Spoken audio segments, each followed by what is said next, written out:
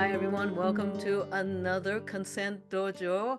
And we're, I think, well into the third year now of doing this. We are here to build our consent muscles because what seems simple, it ain't easy. And there's nuance of this.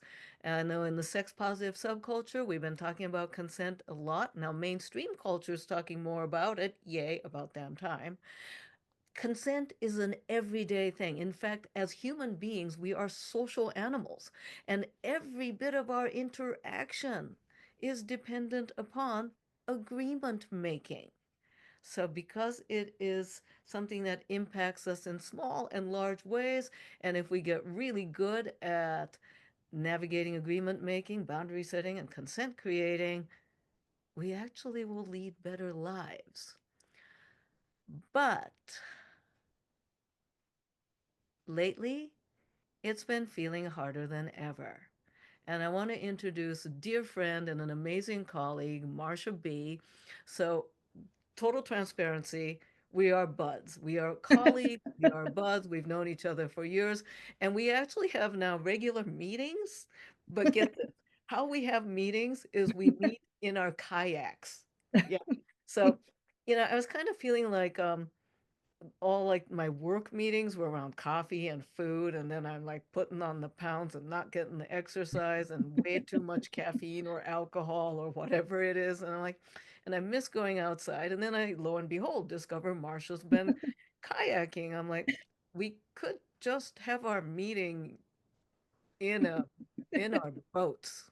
So I've got one of these Oru folding kayaks that unfolds. And so we meet on our kayaks, which is great. We go to a really calm place, and we've added a sport element to this recently. We play trash polo. What's trash polo? We go out with a long grabber thingy and we collect trash and see who got a better haul.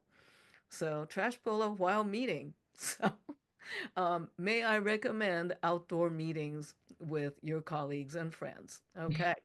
So and somebody just wrote that they often meet their colleague and friends for hikes. Excellent. Um, and in one of our kayak meetings, we were talking about the privilege of being able to feel like we could consent because the privilege of choices. And lately, I've been feeling edgy. And so I'm inviting Marcia to talk about um, what happens when it feels like we don't have a lot of choices to make good consent. But before we get into that, and I know people can read your bio, but briefly, what is it, that amazing thing that you do? Tell us. I am a consent educator and relationship coach, communication coach. I do a lot of sex education. And a couple of years ago, I wrote this book, Creating Consent Culture, a handbook for educators. And I'm also the co-creator of Cuddle Party, which is a non-sexual event around touch, communication, and boundaries. And everything I do from that, I also teach Wheel of Consent, which is from the School of Consent. I do a lot of different things around how do we create clear agreements? How do we have clear agreements so that we can have the best experience possible with one another? And my sort of work when I work with kinky clients, poly clients, people who are trying to figure out what they want, people who know what they want but don't know how to talk about it, all of it is sort of tied together with at some point, if you notice that you want something, you have to figure out what you're going to do with that. And, sometimes people just sneak it in around the edges, and sometimes people sort of push it down, and sometimes people try to ignore it, and sometimes they kind of go for it without really checking in with the other person. And all of my work is basically around how can we get clearer and more honest with ourselves and more honest with the people around us and create more space and more choice when we have that moment of vulnerability where we're like, crap, I want something and I got to figure out what to do about it.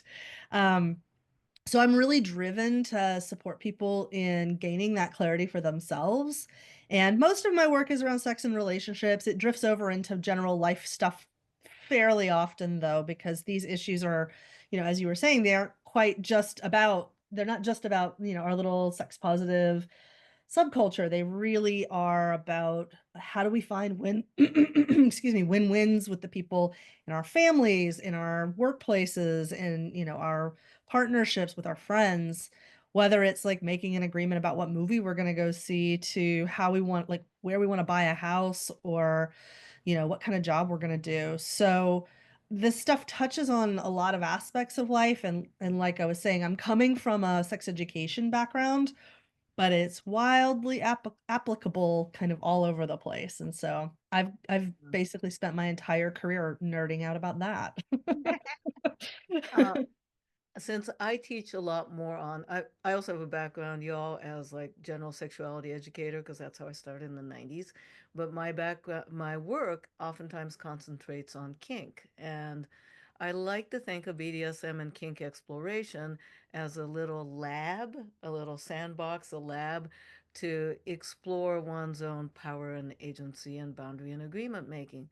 But the thing with kink, as well as exploring sexy time with one sweeties, is that you've got two individuals with some level of mutual interest.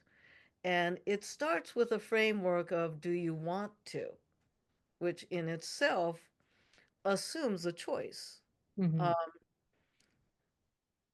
and something I get kind of a lot cranky about discussion about consent lately, especially more didactic ones, is this assumption that we all have awareness of the choices we have. And when I hear things like, well, just say no, I'm like, or, well, why didn't they say no? Mhm. Mhm. And and then it puts it back on the other person without understanding their situation and Mhm. the perception. How do you make a decision when Right. you don't have choices? Sometimes it's like that famous Stanford jam study. Do you know about the Okay, just look up the Oh, jam. when there's too many choices. Yeah, Yes. yeah. Yeah. Yeah. Yeah. That you would think that when there was I was actually a retail, I think it was a Freakonomics study, Mhm. um, where in a store presented with something like 50 different jam flavors, and people Mhm. really liked it, but the sales were significantly less than when they had like six choices. Yes, the tyranny of choice, I think, is the phrase Yeah. they came up with for that. Uh-huh. Totally. There's such a thing as too many options, and there's such a thing as too few options. Right. And when you go to the store and the only thing that there is one jam, or it's like, Mhm. instead of, it's a silly example, or maybe it's not for somebody to whom it is really important. You're really into like smooth peanut butter, but only crunchy. Mhm. What do you do? You What do know? you do? Yeah. Yeah. So, yeah, analysis paralysis, that's another one somebody mentioned. Mhm. Um, so have you had areas in which in the past or recently where it felt like you didn't have choices, or the choices you had were really not good? Oh my gosh, yeah, I mean, trying to book a flight. Mhm. You're like, "Oh, none of these are really great, and I've just spent so much time looking at this, and I need to fit it in around these things, and I should have enough time to do this, but I have to fly through that city to make that happen, and or it's gotta be at this terrible time." That's just the most recent thing I can think of, Really about that. expensive. It's too expensive. It's to the wrong airport. It's, whatever. So there's that. I mean, and also like I am like Midori, I live in the Bay Area, and we have really blessed with an abundance of fantastic foodie culture here. And then like anytime I go traveling, and kind of to the jam example, like end up in a small country store and I'm like, oh, I was like kind of, white bread. That's your option. Or like some sort of like vaguely gray looking iceberg lettuce is your vegetable option. And you're like, oh, okay. I was driving cross country once, And like we just could not get a vegetable to save our lives. We finally found a place and we're like, "Do you have any vegetables?" Like, "We have broccoli." We're like, "Yes. It's one choice, but it is broccoli. We will take it." And I mean, food is like an easy one, but there's there's a lot of situations where we could talk about sort of consumption choices of like consumer choices, but I think when it comes to like limited choices, sometimes it's like the limits aren't really about, availability because of market factors. It's more like availability because of other circumstances. Um, like you want to do a work thing, but your parent is in the nursing home and you can't leave, or want to move, like you're trying to figure out what to do with your career and like none of the options look good, or you are sort of stuck in a graduate program and you're like, what's my way out, and like you spent all this money but you don't want to stick around and do the dissertation. Like, what are your options? So there's like, I think there's a lot of circumstances where maybe we start something and then it doesn't turn out the way we want it to, or we have just competing obligations that limit what we're able to do. And I think that collides with this sort of consumer mentality of, well, I should be able to have lots of options of things I want kind of all the time. I should have like the Amazon uh experience like in all aspects of life, and that's just not always possible. And then of course you run into circumstances where like there's things that have to be done for the greater good, whatever those are, whether it's the greater good of the family or the greater good of the neighborhood or what have you, your community. Or there's just like, life is about compromises and life is about choices. And so one of the things we were sort of looking at is like, when we, in order to have meaningful consent, we have to have meaningful choices. The choices have to mean something to us. They can't just be like, would you like shitty option A or shitty option B that are happen to be really convenient for somebody else? Um, and there's some like mental traps we can fall into when things are not as abundant as maybe we would like, or as tailored to like our sort of preferred life circumstances as we'd like. And this is a really interesting conversation because it gets into like, well, what does it mean to have a meaningful choice? And also, what does it mean when there aren't a lot of options available? And also, like, the feeling of not having a choice is different from whether or not we have choices, because we could actually have more options and choices than we realize, but if we don't notice them, that's a limiter, right? So there's a lot of pieces, there's a lot of moving parts to this, and there's sort of like what's going on externally, and then there's kind of what's going on internally, and then there's also like habits of thought that, or habits of relating, that can further limit our choice. So I kind of want to get into all three of those. Okay. What's going on in the outside, what's going on kind of on the inside, and then what's going on relationally that can sort of affect our perception of what options are available to us. Yeah. And, we've been talking about something a little more uh pedestrian, like the choices of jam or lunch.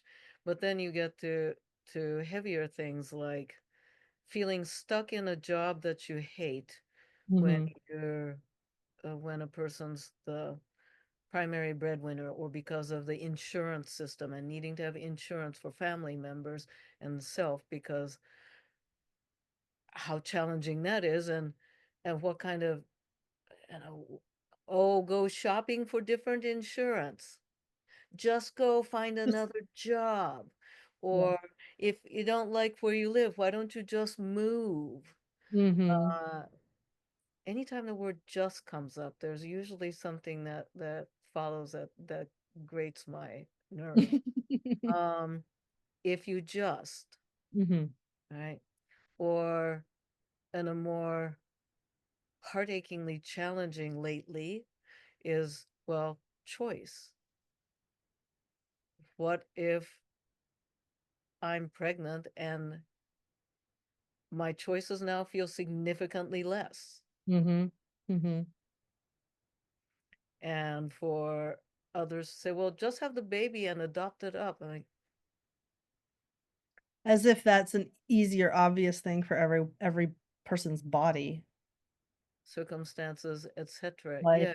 Yeah. As Uh, if there's no, the assumption there's an assumption of safety in that too on the part of the other person. But then what do you do if you are that person? Like, how do you come up with options? And, there's complicating factors if you live in a state where the restrictions have gotten very, very, very strict, because even researching options can put you on a watch list in some cases. yeah. And Um, more in terms of family stuff, where I've seen many of my friends dealing with aging family. mhm. What to do with aging family is, oh, well, find a nice home and, settle them in, this is not like a bag of clothing in a storage unit. Yeah, this is Uh, like your family member. yeah. And, Yeah. so, but let's tackle these 3 points. And I'm going to encourage examples in the chat. I will also be looking for concrete examples from everyday and mundane, the jam, to the Mhm. elder care and in between. All right, let's get into it. Um, so I think the first thing I want to say about this is that sometimes meaningful consent is just not available. I think it's worth naming that. I think my goal here is less about uh I don't really want to have a Pollyanna like spiritual bypass, gloss it over, tra la la la. Oh, well, if you just change your mindset, then you always have choices. Like that's kind of bullshit. And I think it's really important to name that, one of the things I talk about in my book is that the dominant culture is absolutely a culture of coercion, that the way that marketing works, that advertising works, that politics works, that um, a lot of workplaces and families work are operating on, well, you just got to do it. Just suck it up. Like you don't have a choice. Or manipulating your desires so that you think you want something and you don't actually want it, when you really kind of, like, maybe it sounds fun in the moment, but like if you were to actually like have enough time to feel through it or think through it, you might not make that choice. You might not buy that thing. You might not, opt into that option. So I think the first thing is to just name it and own that sometimes the coercion's just there and it's pretty prevalent.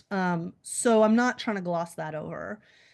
That being said, because the coercion is so prevalent, a lot of us have internalized that and we just sort of assume all circumstances are coercive and that we don't have a choice and we don't have options, and we get into the habits of thought that perpetuate that even when we do have choice. So I've seen this a lot around, sexual relationships where somebody might have a pretty, mild to substantial trauma background of, sexual coercion or even like relational coercion of just like, well, this is just what's happening. You're just supposed to do it. Like, just, if you loved me, you would dot dot dot. Just kind of that sort of everyday manipulation that can happen. And then they get into a relationship with somebody who generally genuinely wants to know what they want and genuinely wants to know, how to please them or anything like that. And they just don't know how to identify it because they're just so used to having it railroaded that it's really hard to notice it. And I think that happens to all of us in different ways. Maybe it's not in the bedroom, maybe you're great at that in bed, but maybe that happens to you at work, or maybe that happens to you around money, or maybe that happens to you with your family members where you're just like, ugh, my dad never listens, so why would I even bother generating options or thinking about what I want? Um, but also people change with time and circumstances can change and bosses can change and some organizational consult, there might have been a consultant that came in at the top of the organization that's trying to make changes about how people relate in the workplace. And when we have that learned helplessness, it really limits our ability to look at a situation and kind of assess, like, what are my options here? So, that's not your fault. I want to be clear. Like that's a consequence of those circumstances, but I do think it's something that we can take responsibility for and, challenge ourselves a little bit on of like, wait, eh, do I really have no options here? Or is that just a story that I've come to believe for whatever reason? And those reasons might be very legitimate. So, um, so there's yes, externally there are, circumstances that can mean that there isn't choice. Internally, we might have reasons for not being able to recognize that there's choice. And then there's like the relational component where maybe choice does exist, but the way we relate doesn't tell us that. So like for instance, somebody says, "Hey, what do you want for dinner?" And if you don't come up with an answer fast enough, they just make a choice for you. It's not that they don't care or that you don't have choice, but the interaction is moving perhaps too quickly for you to actually feel into what you want for dinner.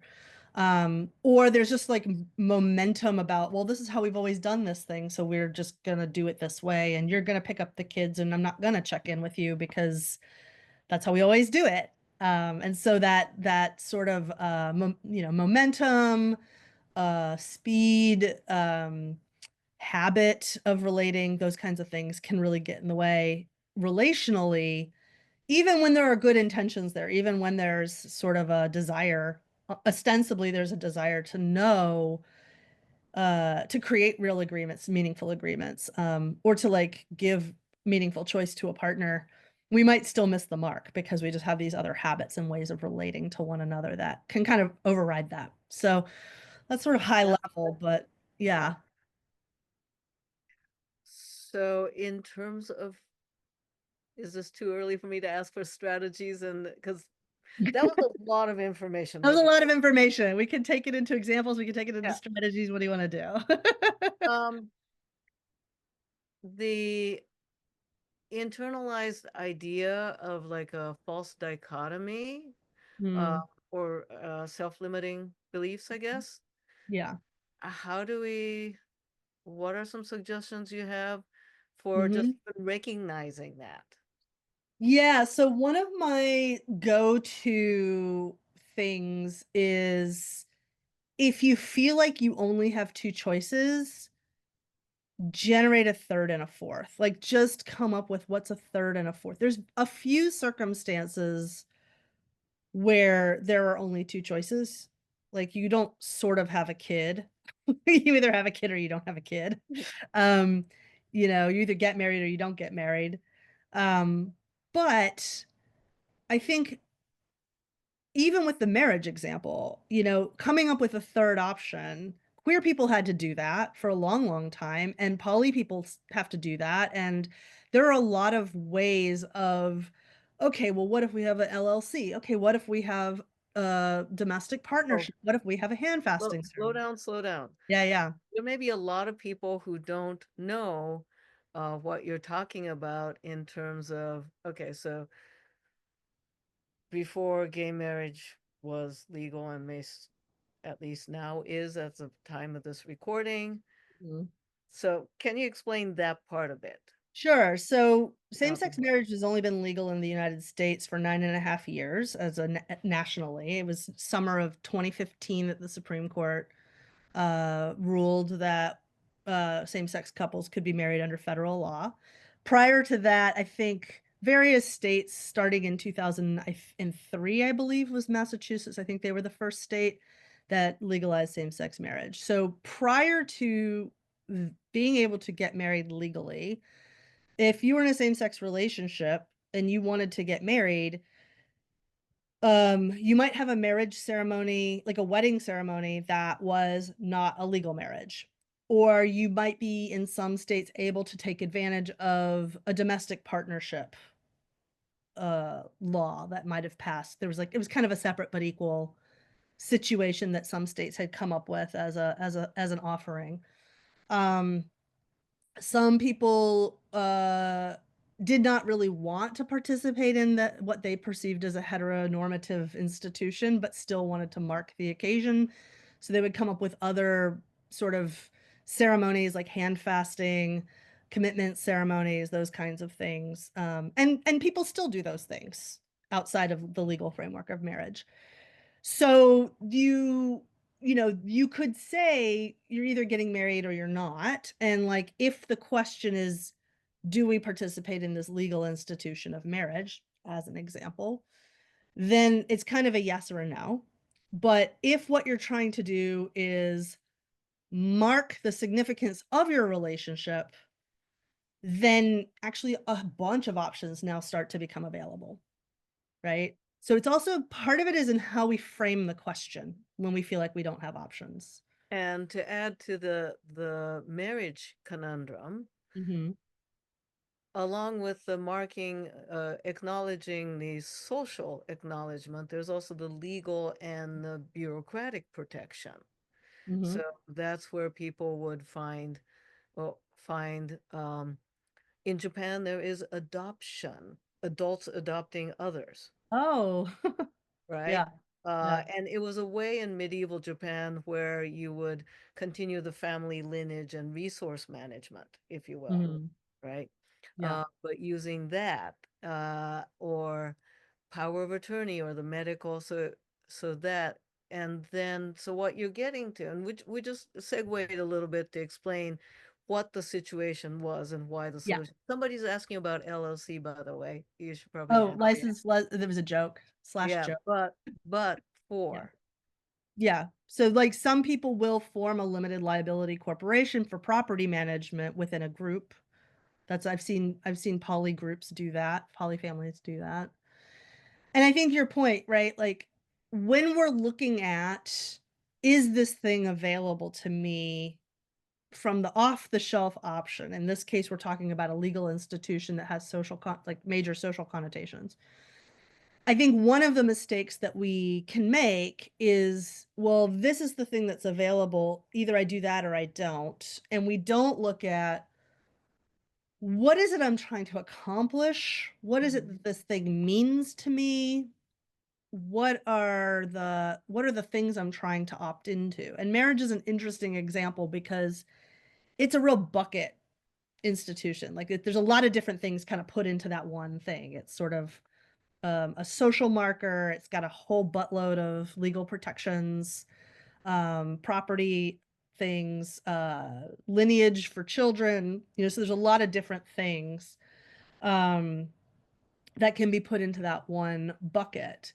And so I think that one of the ways that and I think people who are on the margins are often very good at coming up with workarounds around these kinds of institutional challenges. So when it doesn't feel like we have a choice, like what can we dream up? What can we generate? What can we, along with the people around us, come up with as an alternative to, the option we feel like we are handed that either fits or doesn't fit, or that we have access to or don't have access to? So Yeah. what is it that we want to accomplish? What is this thing really? So What is it underneath? yeah, peeling it back, all right? Mhm. Yeah. Um, I'm going to take it to a more mundane example. Great. Okay, so two people deciding on going to a movie. Mhm. Okay,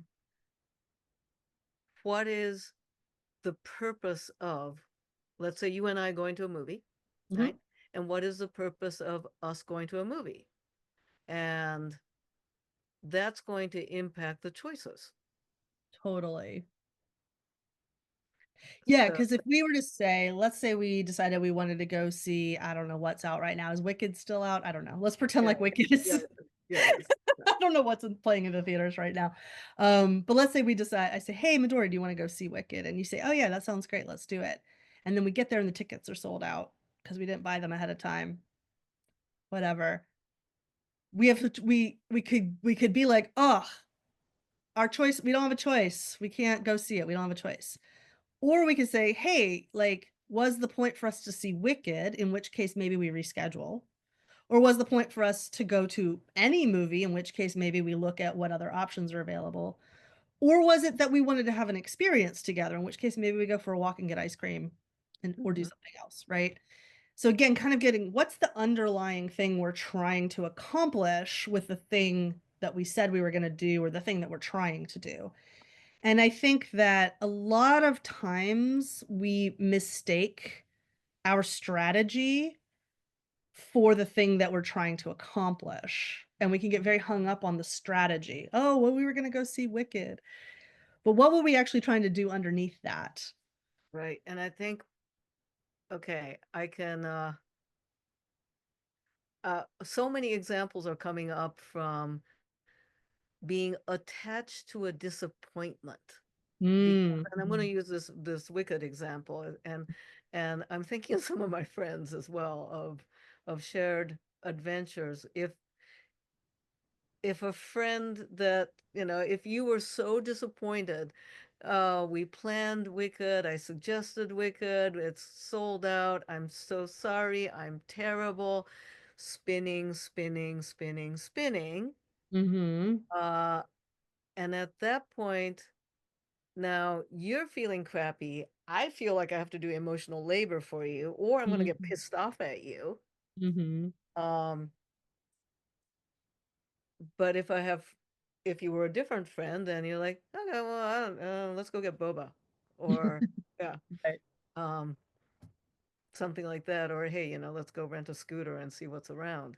Uh, Mhm, then it's a disappointment, but yay, aren't we clever? And we came up with a new thing.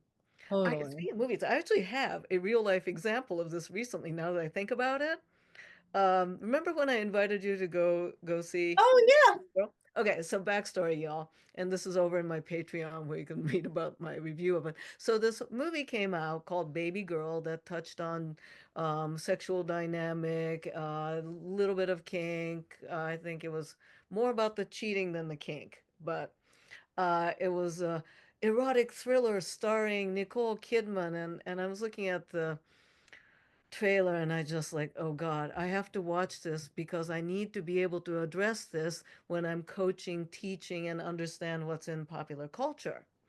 But I don't want to watch this, but I have to watch this. I don't want to do my homework. Ah. Mhm, Um, and I was a cranky sourpuss because I had to spend money to see this thing that I did not want to spend money on.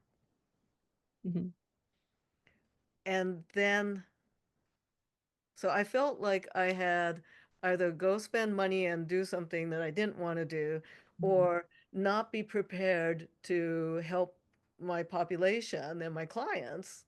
mhm. So then I got to thinking about it, and I, I felt stuck until I'm like, oh, I'll do what I did for high school calculus. I'm going to where I would gather my friends and we did calculus homework together because it just hurt to do it alone. Um, so I called up um, Deva Khalili of Rao's Wellness Group, and we put together therapists and coaches and educators, and it was about a dozen of us to go see the movie together. And it became a fun outing, but I also got to learn by idea exchange. Mhm, I was stuck, and then I came up with another solution, ran it by somebody else who expanded on it. And we went to a bar and had great drinks at an independent bar. mhm. Yeah, and I love this example because it illustrates another tool that I like to use, which is look out of frame. Like what's just outside, like what's the assumption we're making about how it has to be? I have to go alone and spend this money, or I have to abandon my clients who might want to talk about this movie. Well, both of those sound crappy, but what's like not in the frame? And if we were to like zoom the camera out, oh, there's other educators who might be in the same boat, and maybe we could go have like a fun educator outing together.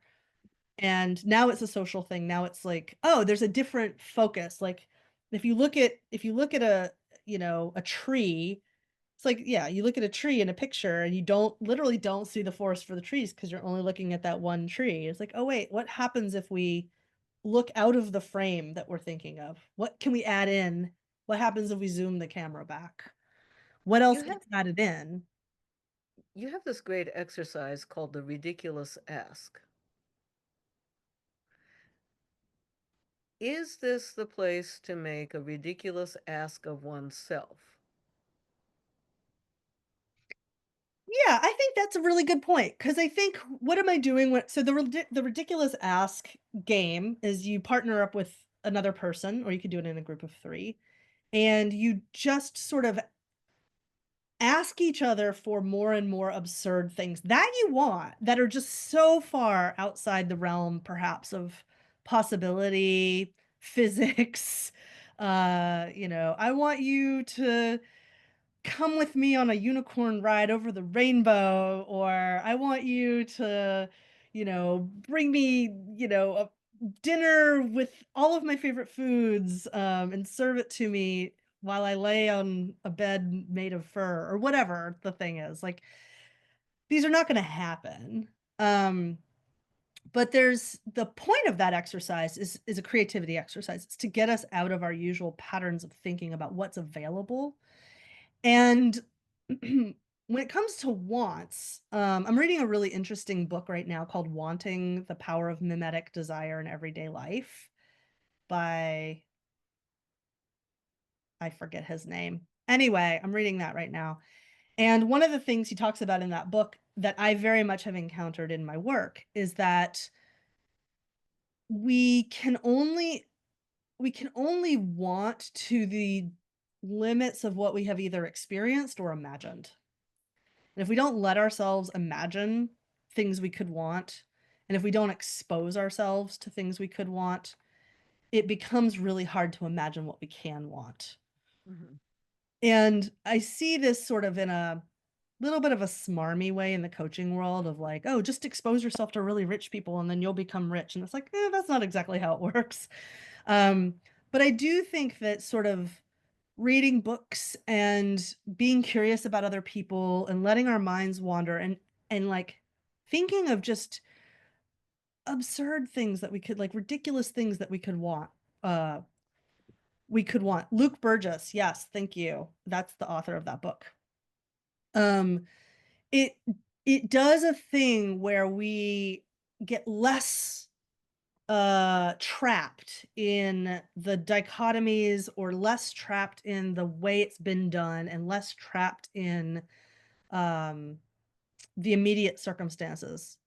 There's another exercise that I my very first coaching program that I ever took back in like 2002, I think it was, with Barbara Scher. She has this whole thing where she talks about just talk to people about things you want when you feel stuck and you feel like you can't figure out how to move forward with it. Present it to people as a wish and an obstacle, because if you present it that way, people can't help but start to problem solve for you. So if you say, "Oh, I really want to, go to Japan, but I don't speak Japanese," wish, I want to go to Japan, obstacle, the obstacle I think I have, or real or imagined, is I don't speak Japanese. You say this to 10 people, and 10 people say, "Oh, you don't need to know Japanese," or, "Oh, you could learn Japanese like this," or, "Oh, you could get a translator," or, and people will just start generating options for you. Um, So using mansplaining and friendsplaining to advantage? 100%. That's literally what she was like, yes. She said, "People who hate your guts will still try to help you. They'll be like, 'You idiot. Why don't you just,'" Midori's least favorite word, "'why don't you just,'" and they'll give you some options for you to consider. So you can absolutely leverage that. Oh my God.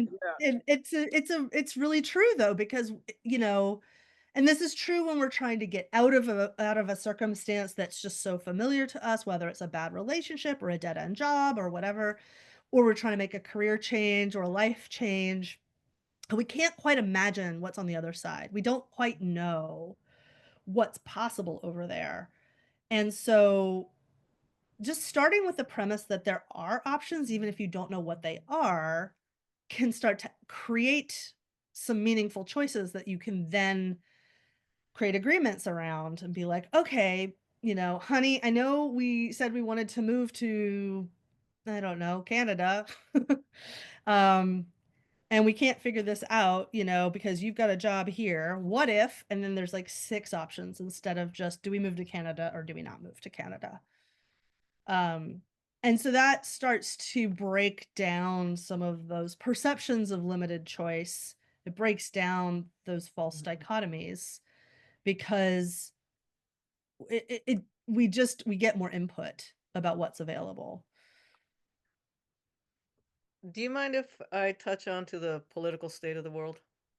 Yeah, let's play with some fire. Let's Okay. go for it. Well, it's I'm thinking in terms of, okay, so we were talking about the dichotomy, Mhm, but what if it feels like the obstacles, because we were talking A or B, right? mhm, But what if the obstacles feel like a avalanche of obstacles mhm. and feeling in a place of overwhelm? Yeah. Right. And yeah, that's what I'm feeling right now, as well as a whole lot of people. This may also happen in different stages and circumstances of our lives, is feeling an overwhelm of insurmountable or huge obstacles. And how do I feel like I even have the slightest choice to do anything? Anything. Yeah, Anything. absolutely. I mean, why should I even get up? I mean, I'm not feeling that way right now. I've had periods in the past. There are days, there are Yeah, days, there are but days. there are days. But when it feels like, why should I even? I, Mhm, um, I remember like 9/11. What am I doing with my life? What worth is the work I'm doing? mhm, Um, or current situations where it feels like, why even get up? mhm, mhm, Right? And why even get up? It's too much. And I think this is where the potential to see one choice being available. mhm, So, how do we, and this is a very California metaphor right now, how do we scavenge through the ashes and the debris to mhm, find something that I have a choice on? mhm. That's a great question. And I'm gonna try to tackle it from a few different angles Mhm. because I think this is one of the I don't wanna get too political either because I could go Midori Well, knows me. I could just yeah. go when I'm trying to rein myself in here, It but also is historically universal. We have yes, had periods of insurmountable deluge against individuals. yes. I mean, I just watched the movie, The Brutalist. Mhm. Yeah, yeah, Even the trailer for that made me yeah. anxious. So, Yeah, so I would say that there's a few things here. One thing that I will say just in the current situation is that, I have a choice about what I do with my attention, and I don't mean that in a either tune in completely or tune out altogether. You may be noticing by now that I have tried to avoid both 2 options and also black and white options. Right? So, for example, one of the choices I made that has been really supportive to me is I read the news. I don't get my news from social anymore. And if it has happened in the last 24 hours, I decide not to worry about it until it's been 3 days. Once it's been 3 days, then I know if it's real news or if it's just some kind of weird bluster that's happening. Because what's happening right now is actually a strategy called flooding the zone, and you flood the zone with bullshit. This is Steve Bannon's explicit strategy of flood the zone with so much stuff that people don't know how to react, and they shut down, and they give up, and they withdraw. So that's specifically what's happening. So, 1, read history or read about propaganda or read about, how these kinds of strategy or read anything Steve Bannon's talked about publicly. He's talked about this publicly. Um, so that's one thing Exactly, it's a shock and awe tactic. So, I know that, so then I'm like, "Okay, great, I'm not gonna give you my attention. You got too much of my attention the last 4 years that this was going on, and I am reclaiming that." That's a choice that I So was able to so make. Now, it's a I choice am of absolutely being affected on a personal level by a lot of these things that are happening, so I'm not is saying, is this thing something that I should look at now or can it wait 3 days? "Can it wait 3 days?" So, Or in 3 days. example, Yeah, um, something that's been signed in or banned or whatever versus tsunami warning. right. Tsunami warning, don't put that off. Yeah. Um, Yeah. watching if you're on the coast, you get it. If you're not on the coast, seriously, my phone gives me a Tornado tsunami warning, same thing. tornado, tsunami Yeah, warning. I get that. That I need to not ignore. correct. Yeah. Yeah, that one you wanna pay attention to. But is this something that's gonna get pushed through and then get withdrawn in a day or 2, and that the whole point is just to make people feel anxious? Well, you don't get my anxiety, that's a choice I get to make. I'm saying that as if I'm not, deeply worried about the state of affairs. I very much am, and I'm very much personally being affected, and there's things that I'm deeply, deeply worried about myself, my loved ones, that hit very, very close to home. And in Um, that reality, but I don't need to add anxiety about things that might happen to things that are currently happening, and I don't need to add anxiety about a thing that I know is a strategy to create that to induce that state in me. So that's a place that I have personally found some choice in this current circumstance. Um, I'm not tuning out. I'm not glued to it. I'm calibrating to be able to stay in responsiveness rather than reactivity. So that's another thing that I'm trying to find a place is like, where can I be able to respond to things? How can I resource myself to be able to respond to things? So a lot of what I'm doing right now is like really aggressive basic self-care strategies, right? I have my sad lamp that I looked if I'm and I play my crossword puzzle instead of going on Instagram and like I make sure that I'm staring at trees regularly and I have to do these going kayaking with Midori. Those are choices that I can make because I have to recognize in this moment that I have the ability to do these things, and my attention is one of the things that I can make a choice about. Takes some discipline, I won't lie, but that is an example of a thing that when you feel like there aren't any choices, it's like, well, I could read the news or I could pick up this book that my partner got me for Christmas called The Book of Delights and read a 3-page essay about something that is oh, delightful. I thought And you make said a you were choice going about I them. thought you were going to pick up the book and then smack them with it. That also could be an option. Something that I hear as a through line here that may also add to the how to dig through the debris to find something we have a choice on is lowering heart rate, breath rate, blood pressure. Which gets to my 3rd or 4th tactic, I've lost count, which is slowing down. Okay. Yes. So slowing down very literally, the way that Midori you were just talking about, right? Like I've noticed times where I'm like, "Oh, I have to get to this appointment," and it's like, "You know what? I won't get there any faster if I'm anxious and stressed out than if I take a breath, take a Mhm. pause, and then drive there listening to some pleasant music." Like, that's a choice I can make, and actively taking steps to slow down my responses and slow down what's happening. I had a friend once who, got into 2 car accidents, like, 2 weeks apart. She was going through a really stressful period in her life, and I looked at her and I said, "There's no place worth getting to that's not worth getting to alive." Yeah. Like, if you're in that much of a hurry, that's the best time to slow down. The thing about slowing down Mhm. and uh, and to the viewers, we're not talking about, we should retire to the country and become No. like, Zen monks. It's just take 10 deep five, three deep 3. breaths. Okay, just three deep breaths, right? Um, and the direct consequence of this is we make smarter fucking decisions, okay?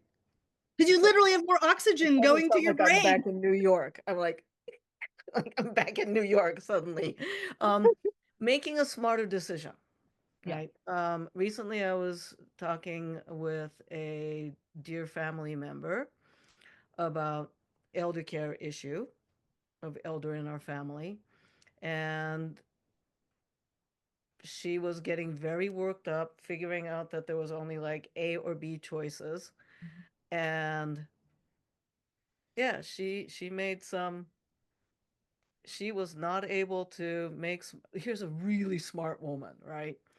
Is so worked up not making smart decisions because she's so worked up. Mhm. Been there. Yeah. Yeah. Mhm. Um, Unfortunately, she called in a lifeline and uh in the process of talking, getting her to recognize, and she recognized herself, that she is stressed out and freaked out. Even knowing that, though, she couldn't bring it down herself. Yeah. So having having somebody to talk to that can bring you down, because there are friends that also can further catastrophize things. Mhm. Oh, yeah. Hmm. There's also sitting yeah, somebody said in the comments, sitting with a dog or a cat, listening to some chill beats, doing box breathing. Box breathing, for those of you who don't know, is you breathe in for a count of 4, you hold it for a count of 4, you breathe out for a count of 4, you hold it for a count of 4, and then you breathe in for a count of 4, and you And it's repeat. called box breathing because visualizing makes it easier. Mhm. Um, Sometimes we can't do this ourselves. Right. And this is where friend network or therapist or coaches come in handy. Mhm. Um, and people who aren't going to just say just XYZ. Mhm. Funny. Um, yeah, to make smarter decision, we need a little more juice in the brain. Mhm. And to recognize that there's more options, and Yeah. that's not to say every single situation has options, but, the number of times, for example, that I've seen somebody in some sort of medical crisis or family crisis, and they haven't had money, and it hadn't occurred to them that they could ask for contributions, for example. And then some other wise friend is like, "Well, we could set up a GoFundMe," and they're like, "Oh," and, sometimes we ourselves can't do it, but then our friend can do it, and then the problem gets solved. Or, let's see if we can ask 3 friends who might be able to, like, pull together enough money for a plane ticket, or, there's it's astonishing how many more resources, even when our resources are limited, that might be available than we think Funny. that. Yeah. A friend of mine is an independent filmmaker. Mhm, Their films made it into their small film has made it into big festivals, but it's away in places like India, and they're in California, and one of the team members was like being sad because we can't do that, and several of us were standing around, and we're like, well, I bet many of us have miles we can donate. I mean, not all the miles, but some miles, and eventually it adds up. mhm. Keep Yeah, it up. Yeah, yeah. yeah. And Yeah, then and this kinda goes to there's another thread, I think, and I know we need to wrap up here soon, but, there's another thread in what we're saying, which is sort of not trying to do it all by ourselves, like, going to your enemy and presenting your wish obstacle format, and, having them just tell you, or having, other people brainstorm with you, or having people help you settle your nervous system, or help you look at a frame. I think that the ways that we if we feel like there are not choices, slowing down, looking at a frame, generating the third option, and getting other people to help us with those are gonna get us a lot further than panicking or despair or hopelessness or even Yeah. just believing that there's nothing possible. And even to speak to the political thing of not wanting to get out of bed, I think one of the things that I am noticing is people are like, okay, I need people and I need them to be in real life, and I need people who are doing like some kind of something with one another to solve some of these problems. And it's a small thing, but, like, the picking up trash, that Midori and I are doing in the kayaks, I'm doing it on the beach too because it's something that, has been really valuable for, my own just desire and need to feel like there's something that I can do to make a positive contribution in the world. And it's such a small thing, but it's like, "Oh, yeah, this is a choice I can make. I can wallow in despair because I don't know how to solve the bigger problems, or I can go do something useful." Mm-hmm. And there is something to be said for just going out and picking up some trash, or, you know, volunteering once a week for an hour at a kitchen or something where it's just like, "You know what? I don't need to know how to solve all the big problems, but I can definitely make my life and someone else's life better by making a choice to engage, to, like, do something that has a contribution." So, The thing about you mentioned about the mhm, panicking and the outrage and the distress, and it gives a false sense of action. correct. Because I'm okay, so the sky is falling and I am panicking, and because my brain is all lit up and I am in a full-on fight, flight, but frozen, Mhm, uh, that I must be doing something because my early primate brain is running around. mhm, So I feel like I'm doing something. I feel like I'm being morally virtuous by being upset about something. mhm. But if I can bring my system down just a bit, maybe I can do something like being available for a friend who is panicking.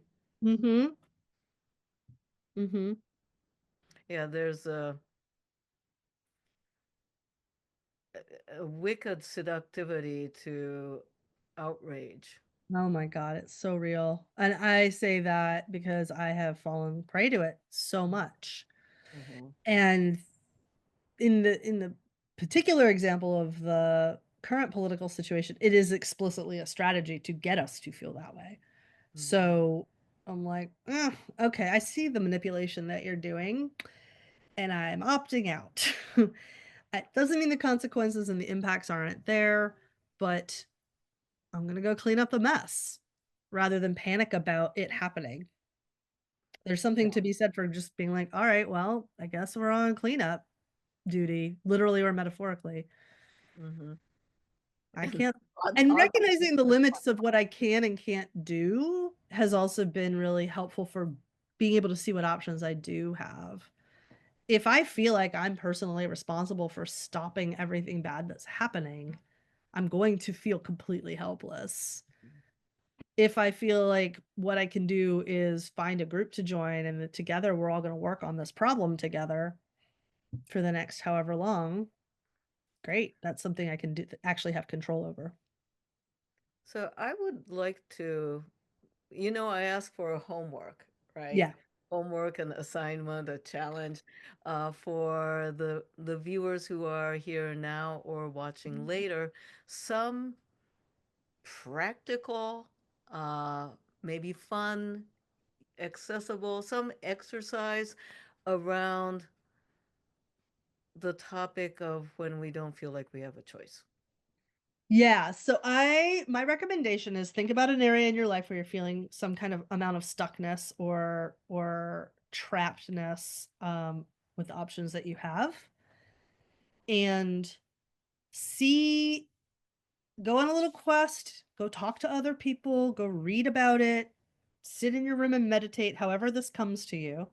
See if you can come up with a few more options, a few more possibilities, even if they're not completely perfect solutions or give you everything you want, but just see if you're like, okay, well, what if they were to go live in Canada first for a while without me and then I go join them later. Okay, well that's a new option. What if we don't go to Canada at all and instead we go to the Netherlands? I don't know, I'm just making stuff up. It doesn't have to be a good idea. One of the things I say a lot is you don't have to have the best way to have a good idea is to have a lot of bad ideas. So, I want to add a homework. okay. Okay. Yeah. So for your viewers, if you have a friend that is having a stuckness of something, Mm. maybe it's a choice of movie, maybe it's what to have for dinner, maybe it's what to make with what's in the fridge. It's like the Iron Chef. Um, a small stuckness, not a life Okay. stuckness. A Not a small, life sickness. not Okay. a life stuckness, a All small right. stuckness, because I want people to get practice in helping somebody else Oh, with. I love that. Let's do that one. Y'all do this Yeah, exercise yeah. instead. So okay, can we practice this? Marsha, do Yeah. you have some small stuckness example? Um, oh yeah, I have these like IKEA, I have two IKEA bags that have just been full of stuff in the middle of my room Mhm, that are mhm. just like things I know I want to keep, but I cannot seem to get myself to go through them. So it's like sorting, keep, don't keep. Sorting, where does it go? Is this particular piece, does it match with something else? Do I need to go put it in the other room? So Odds and this ends. this is a valiant, important, but small stuckness. Yes. Okay. And so then the homework that I'm assigning all of us is the one I'm going to do of, okay, so Marcia, are you open to hearing some ideas? Some of it's going to be weird or stupid. Yes. Okay. All right. What if we wrapped it up and ran to the neighbor's door, left it at the door, pushed the doorbell and run? Yes or no? No, I don't think that would work. Okay. Well, I thought it was fun. Okay. It What is fun. if what if let's see. I came over and just took everything I wanted without asking you. No, don't do that, but I like the idea of you coming over. Okay. Um, I'm busy this week. What if, okay, because I'm not going to show you all of my office right now, but there's a pile like that over here. Okay. So what if we set up a Zoom date where we have half an hour, 20 minutes of you do yours, I'll do mine. Okay, And I do like that idea. okay, and then we Zoom sit and have beverages of our choice. I think I'd have a beer. Yeah, that sounds great. Let's do that. I don't know if I could get through the whole thing in 20 minutes, but I can No, make no, a no, dent. just what happens in 20 minutes, not Yeah, the whole thing. I could Just probably get one of them done in 20 minutes. That okay, sounds just awesome. whatever gets done in 20, Yeah. Okay. Yeah, that sounds great. followed with beverage of choice. Beverage of choice. I mean, because I'm busy, you're busy, Yeah. but you know, Yeah, this is a great example of this kind of an exercise. And one thing I noticed that I did, and I noticed that I did this because I've done this kind of exercise a lot, is no, but what I like about it is blank. Like coming up with no, but what I like about that idea is blank is a really good it's like no, I don't want to wrap it up and put it over in the neighbors, but I do like the idea of adding some playfulness to this whole process, right? Being silly with it. yeah. Right. And the reason that I'm giving this homework is it's hard to figure this out sitting in By my yourself. own head. Yeah. But sometimes figuring out for somebody else, So much easier. yeah. Yeah. And so, and that might also get around the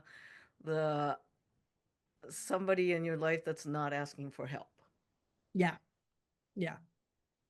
So, our co-created homework for the world and the viewers. Now, at this moment, gosh, you folks have any questions or words of thanks or anyone for question for either of us or a message for Marcia? If so, this will be your opportunity to share it. And um, for those of you who are here live, also stick around after the recording is over, all right? Would this So, be a time for me to plug things? oh my God, yeah, God forbid. Where can people find you and what are you up to lately? What am I up to lately? I have a couple of, well, I have a Wheel of Consent workshop coming up in March, the February one. I believe we are going to move to the summer sometime. But we have one coming up in March. I also am teaching at Esalen, but that one's sold out. So yay. So if you're interested in Wheel of Consent work, we have a workshop coming up in March.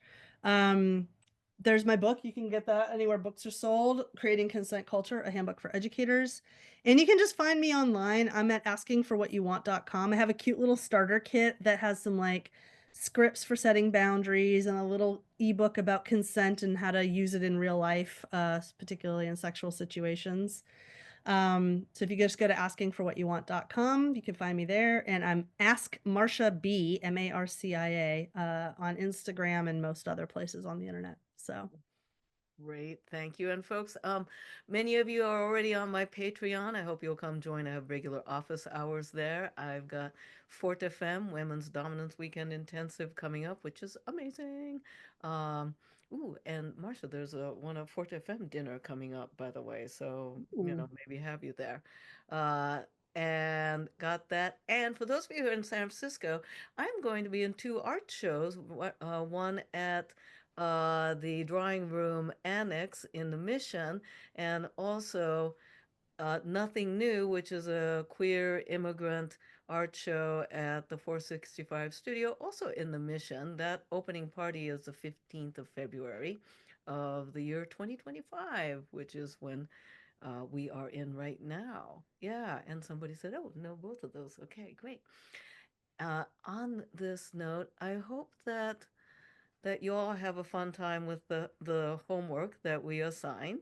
And if you didn't notice, at the beginning of the homework, we asked for consent if this is an exercise that somebody can do. So Mm-hmm. there's that. Because consent is a muscle that has to get built up. Because if you try to do the big one without exercise, you're going to pull your metaphorical back in that and throw out your back. So, Yeah. no, not good. So building your consent muscles, small everyday step at a time, so we actually have a better life and better world. It really does matter. I want to thank particularly my Patreon supporters, which is what makes this for free possible. Thank you, thank you, thank you. For those of you who are here live, stick around.